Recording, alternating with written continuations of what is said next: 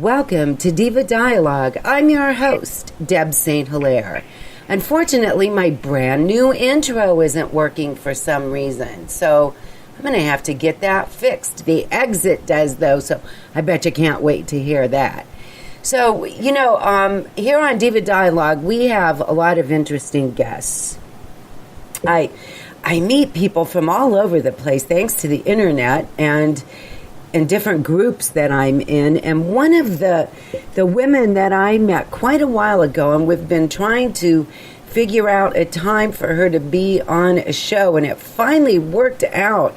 And she is here today, Dr. Tricia Working. Welcome to Diva Dialogue. Thank you so much for having me. My pleasure. So I am so interested in your work and what you've been doing, and I did start your book. I didn't finish it, but it's just fascinating. Why don't you give our listeners some of your background and the reason why you wrote the book to begin with? Okay.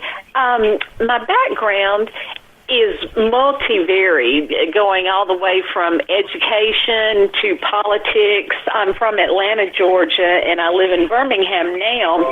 But my entire life growing up, we always had dogs. My mom raised dogs, and then I trained and showed them. And so for like 40 years this was going on, and I got my first cat at age 25 and found then that I was actually a cat person. Well, what happened all my entire life, only I just wasn't completely realizing it until 5 years ago, was that the animals gave me all of my spiritual insights, my understandings, even my life understandings. What I couldn't learn from people, I learned from the animals. And so finally I began to realize that there was information that I had just not always had the language for, but I'd had the experiences. And my husband had been on me and on me about, you're a writer, but you're not writing. And then I found this amazing publisher to work with me, and the fur agreement just basically downloaded itself from spirit. This is literally lessons in consciousness from the animals. And as I just opened myself up and asked Spirit, what is it that you would have me say about the animal kingdom, then the information just started piling in, and then all of the different experiences that I'd had from my whole life began to clarify. And I began to realize that there were literally specific lessons, and that these are sacred contracts the animals make to come and be with us, just like we make to create our own destinies. And so they can help show and guide us through our own spiritual journeys as well. And from there forward, the information has just continued to flow to me. And I'm working on actually the next book, which is the further agreements. So that's sort of it in a nutshell. That's very fascinating, I think. So you knew all along, but you didn't quite get it together that you were a healer. Oh yeah, that's been the theme of my life. I was told by my mentor at age 25 that you're a healer and this is what you're meant to do. And I'm like, no, it's not. I don't like touching people, not interested in healing. I'd like to be psychic, but I have no interest, and nobody can make me do it, not even God. And so for many years, 20 years, I fought it. Now, I knew I had a gift but it really wasn't where my heart was. My heart was just in being psychic and working with the animals. And when someone would call me or ask for help, of course I would give it, but I never held myself out as a healer. And then as I matured and as my own journey deepened, I finally began to realize that, I have to do this. And so I finally admitted it, owned it, and agreed to do the work. And that actually came really into fruition officially about the same time as the book came out, because I realized, I've been healing the animals the whole time, but there was just something about the idea of being a healer that didn't resonate.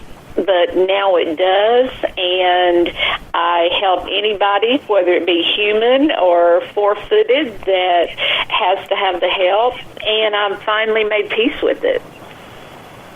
Very interesting. It's just such a charming story. I can almost see you as a little girl, just not knowing that you could do it. It paints a very pretty picture. So you started, tell us about the tigers.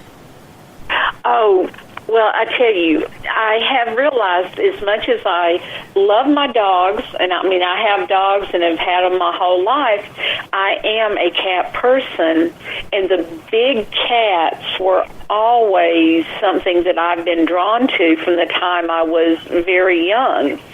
And I had gone about 20 years ago now to visit a sanctuary in Caledonia, Mississippi, and she had big cats and little cats and just all kind of animals. And she had there with her this half Bengal, half Siberian tiger called Big Al. And when I saw that animal, he was just so majestic, I was immediately drawn to him. And of course I wanted to go in the cage with him, and she said, well, we can't do that anymore because, we had an incident a few years ago. But as I went to him, he locked eyes with me, and I just recognized him. And I got right up to the cage, and he came right to me and literally pressed his face against mine and started giving me tiger kisses. And I was transported back to a time before time, and it was like all my memories, my ancient memories of the big cats and of almost like a Kipling-esque lifetime came to me, and I couldn't draw myself away. And she told me later that had never happened. He had never been taken with someone the way he was with me. And it made just such an indelible impression on me that even today I can summon it. And then I wrote the story Ancient Majesty because of that experience. Isn't that something? So I just really can't get over that. It's such a beautiful story. So what do you do now? Do you still work with animals? Oh, absolutely. I have an actual animal foundation called PAWS, P-A-W-S, Forethought Animal Foundation. And what I do is now I work with actually pet families, even rescue groups, but when it's with an individual family, I work with them to help them deepen their relationships with their animals and help them to see beyond their eyes, to understand that, of course, not only are these sentient beings, but as I said before, that they do have a purpose and a destiny. And if there's healing required, I do that. And then I also specialize in transitions. I have gone through so very, very many over the years that what was revealed to me was that one of the agreements I had made was to become a specialist in this area and to help people understand truly what is going on and what it means and how to go through it with their pet, and then how to not just survive beyond the loss of your beloved pet. And so that's another just area that I work in that's so close to my heart. But of course, my heart gets broken every time I lose one. But then there's so many amazing messages that come through the transition process for me. And the hidden purpose, actually, of the fur agreements is that Spirit wanted me to bring this information in for the animals, but then to have the ability to translate it to humanity, so that literally every lesson that has come through the fur agreements can also be used to help us live our lives and also go through our own transition processes. And in the past year, that has become more and more evident that the tide is now turning toward humanity itself. Isn't that the truth? So, Yeah. It is so absolutely difficult when we lose a pet, isn't it? It's just so heartbreaking. It's because we love them so much. It's literally the very same for many of us, just as it is losing a human family member. And sometimes, especially for those of us that have come out of toxic environments, it can often be even more painful because we have invested all of our love, all of ourself into the relationships with our pets. And because they are the only true source of unconditional love, then that is taken away from us, and we don't know how are we going to live without it. And so that opens up a whole series of questions and fears and worries about how to live without that. Right. I have to tell you this story because you'll understand so completely. I had a dog before I had children, a Great Dane, and she weighed 160 pounds. And she was just majestic, just beautiful dog. And she went with me everywhere. I was single. In fact, there was a time that I couldn't rent anywhere because I had this big dog, and so I lived at the river for a summer.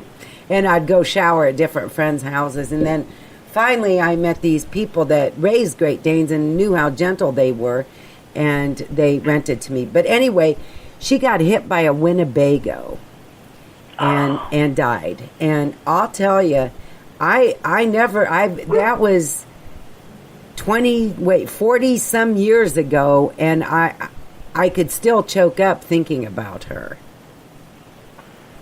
Well, I think that that's something that for those of us who are what I call animal-hearted, no matter how much time passes, you learn to heal, but those moments, you're never able to forget them.